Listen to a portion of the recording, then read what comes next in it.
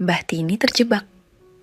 Di balik gorden tipis kamar rumah sakit, ia harus memilih antara kesetiaan pada Mbah Tejo, suaminya yang sakit, atau pemenuhan hasrat terlarang yang tak bisa lagi ditunda. Mereka menyangka aman. Mereka salah. Di ranjang seberang, Rio bukan hanya mendengar setiap desahan yang tertahan, ia mengawasi. Pemuda itu mengendap-endap, menjadi hakim tak terduga. Saat Mbah Tini terkejut, Rio hanya tersenyum dingin dan melontarkan bisikan yang meruntuhkan segalanya. Lanjutin aja Mbah. Dalam sekejap, puluhan tahun kesetiaan dipertaruhkan. Malam ini, kamar rumah sakit adalah medan perang godaan. Sudah 2 minggu belakangan Mbah Tini harus bolak-balik ke sebuah puskesmas di kotanya.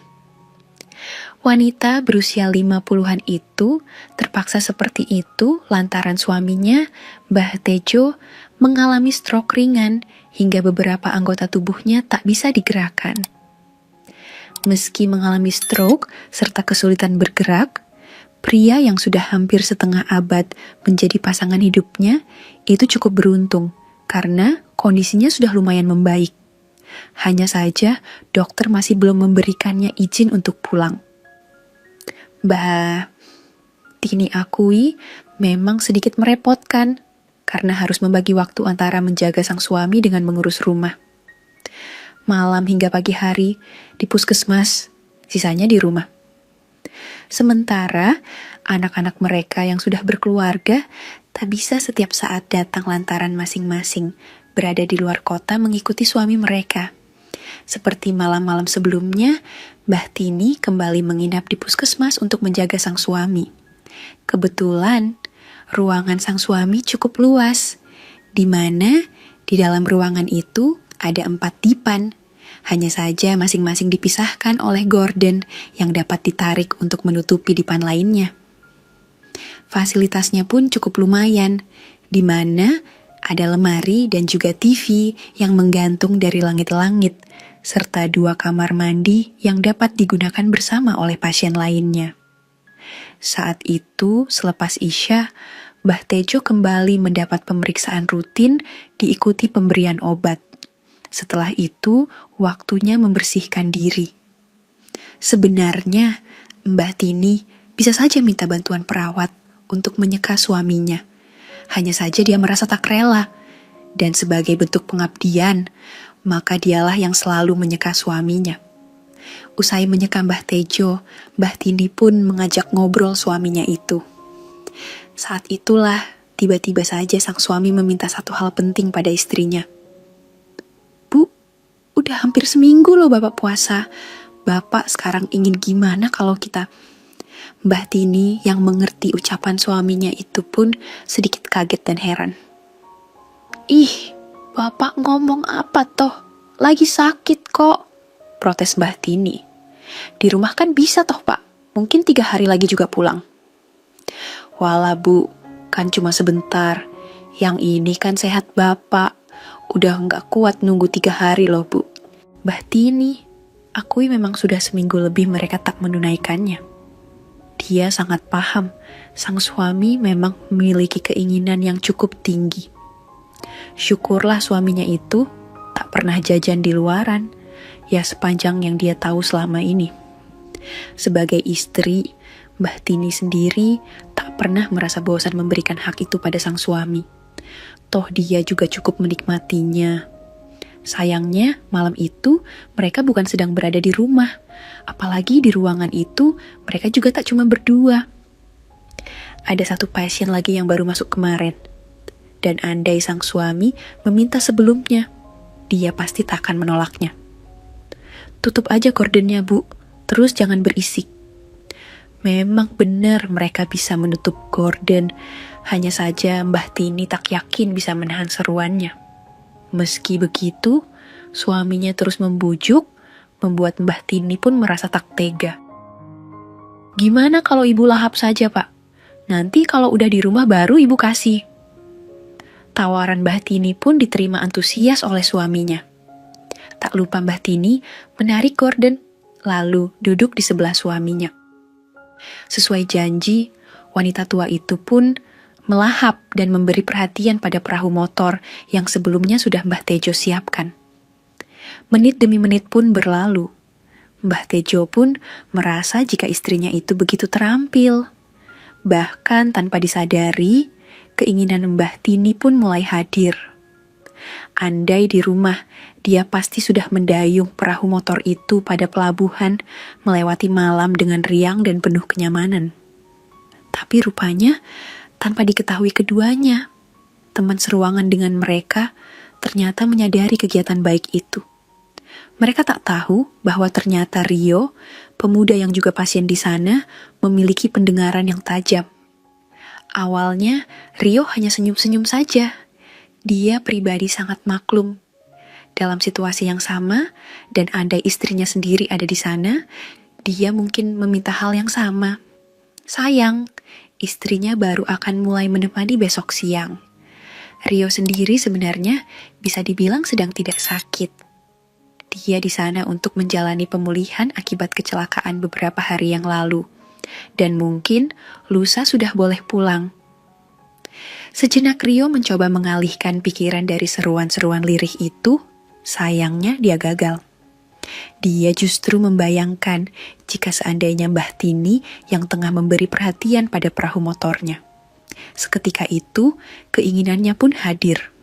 Dengan ragu, akhirnya Rio putuskan untuk mengendap-endap ke batas gorden, lalu memantau.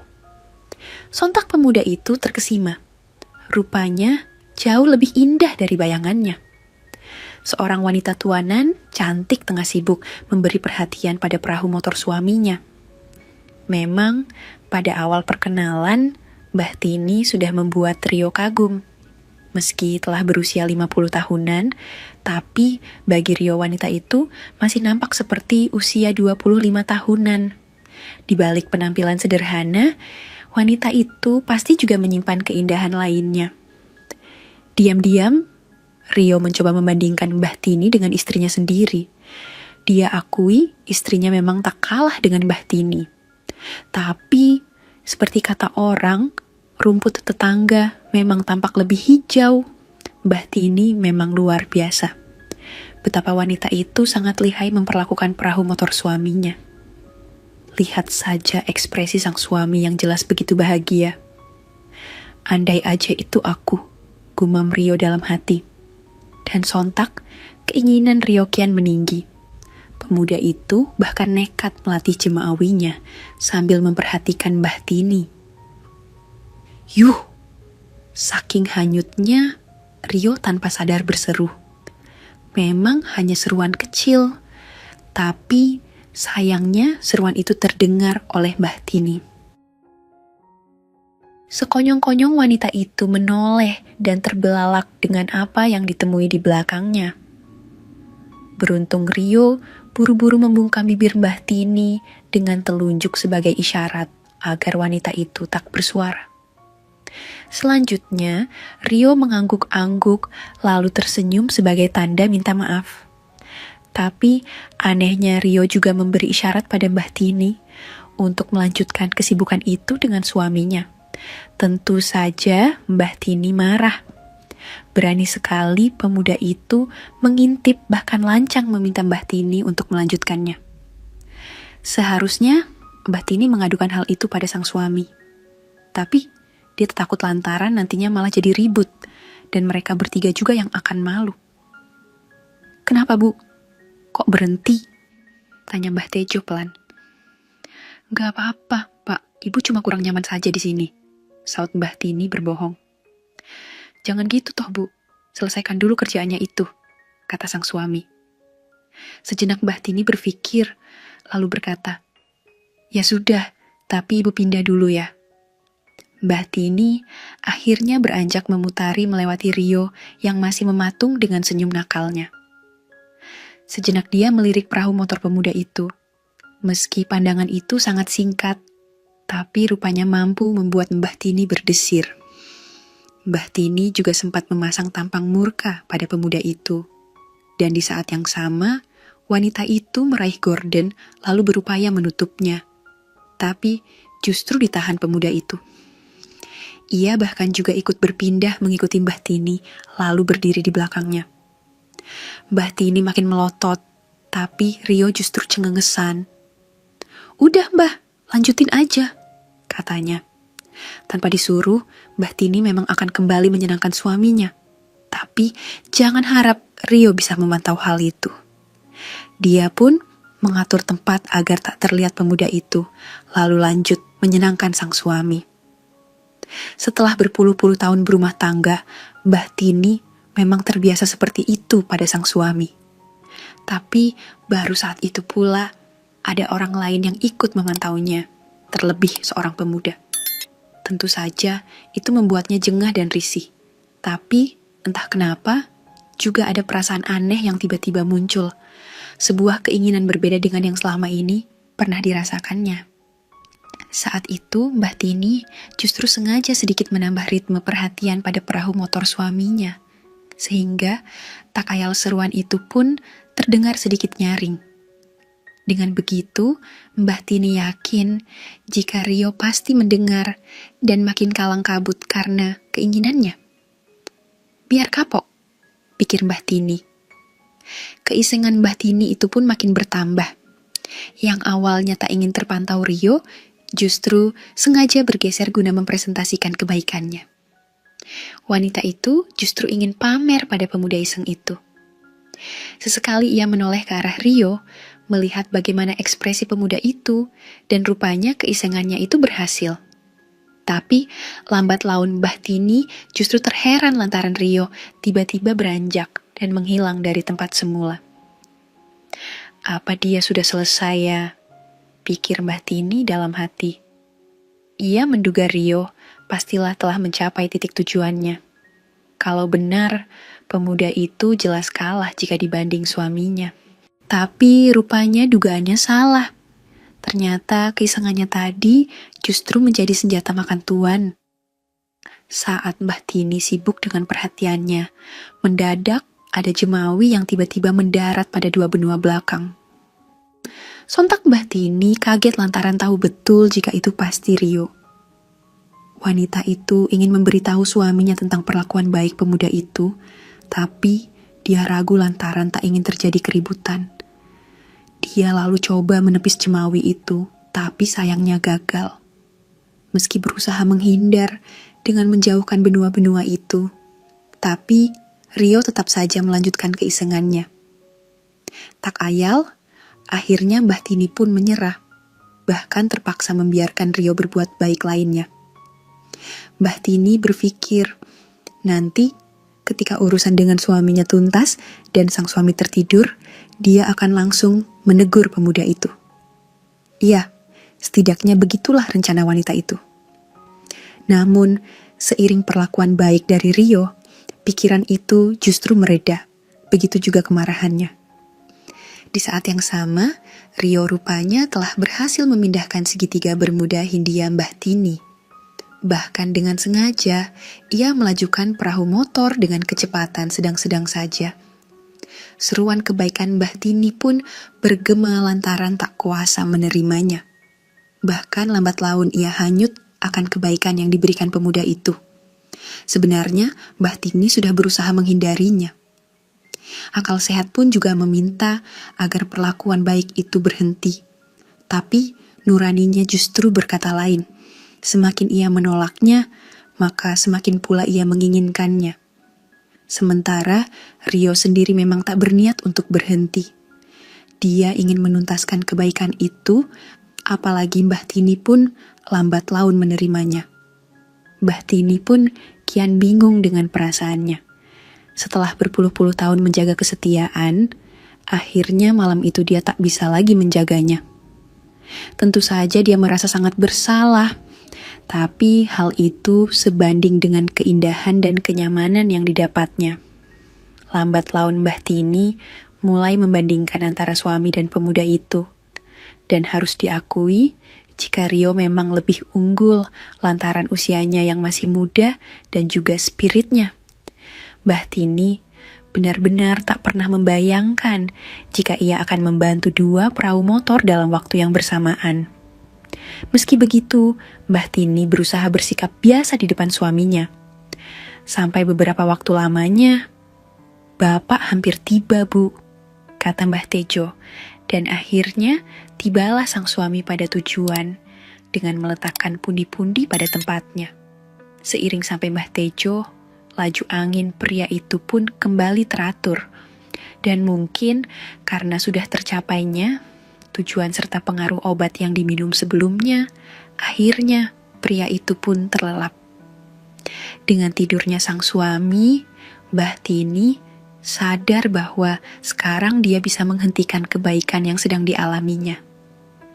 Sejenak ia menoleh ke arah Rio, tanpa khawatir akan terjadi keributan hingga mereka saling berhadapan. Saatnya menegur pria itu, pikirnya. Tapi apa yang selanjutnya terjadi justru berbanding terbalik dengan tujuannya.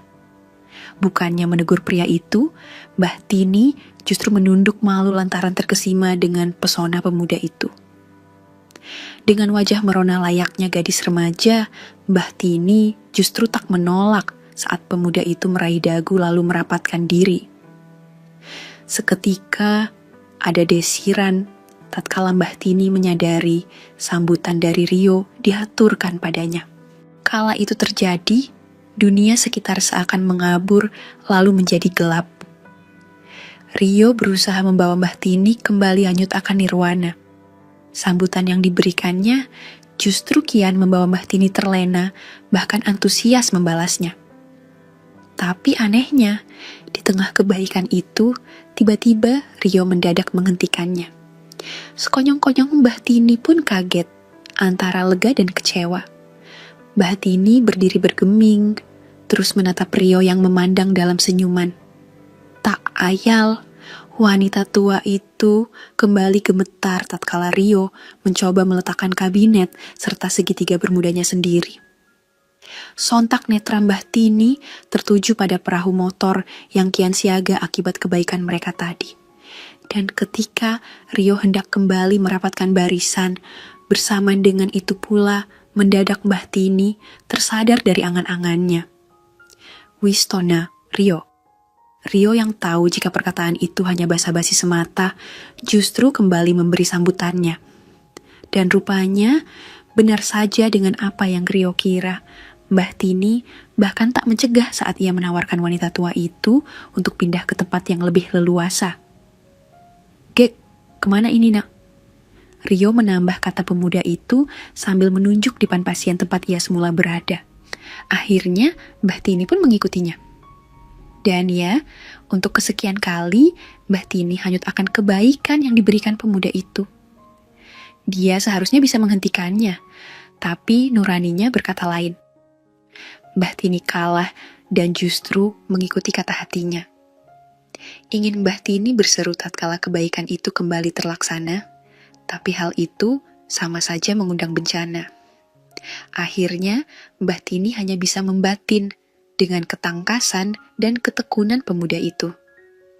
Sampai beberapa waktu lamanya, setelah penantian dan usaha yang dilalui bersama, akhirnya baik Mbah Tini dan Rio tiba di waktu yang sama. Menit demi menit berlalu. Baik Rio dan Mbah Tini tak bergeming lantaran sibuk mengembalikan spirit dalam diri mereka. Rasa lelah dan kantuk menghampiri keduanya. Sampai akhirnya, perlahan kesadaran Rio memudar dan terlelap dengan sejuta angan-angan yang sudah tercapai sebelumnya. Mendapati hal itu, Mbah Tini pun kembali duduk di samping suaminya. Ia kembali bersikap biasa seperti tak ada apa-apa. Hanya saja, kebaikan yang baru saja diterimanya tak akan pernah ia lupa dan mungkin akan ia kenang selama-lamanya. Kisah Mbah Tini, Mbah Tejo, dan Rio mengajarkan kita sebuah pelajaran pahit. Kesetiaan diuji paling keras saat hidup memberi beban terberat. Ketika tanggung jawab merawat membuat kita merasa lelah, terasing, dan kebutuhan pribadi terabaikan, godaan bisa datang dari mana saja, bahkan di balik gorden kamar rumah sakit. Komitmen bukanlah tanpa celah. Ia rapuh saat kita merasa paling rentan dan sendirian. Terkadang, batas antara benar dan salah menjadi kabur oleh tekanan hidup yang tak tertahankan. Apa pendapat Anda tentang keputusan Mbah Tini? Apakah tekanan hidup yang ia alami bisa membenarkan tindakannya? Bagikan opini jujur dan bijak Anda di kolom komentar di bawah. Jika Anda menyukai kisah-kisah nyata yang penuh dilema, intrik, dan konflik batin seperti ini, dukung terus channel kami, Romansa Nyata. Jangan lupa tekan tombol like dan subscribe agar Anda selalu menjadi yang pertama menyaksikan dilema dan cerita nyata yang menggugah berikutnya dari kami. Sampai jumpa di kisah selanjutnya.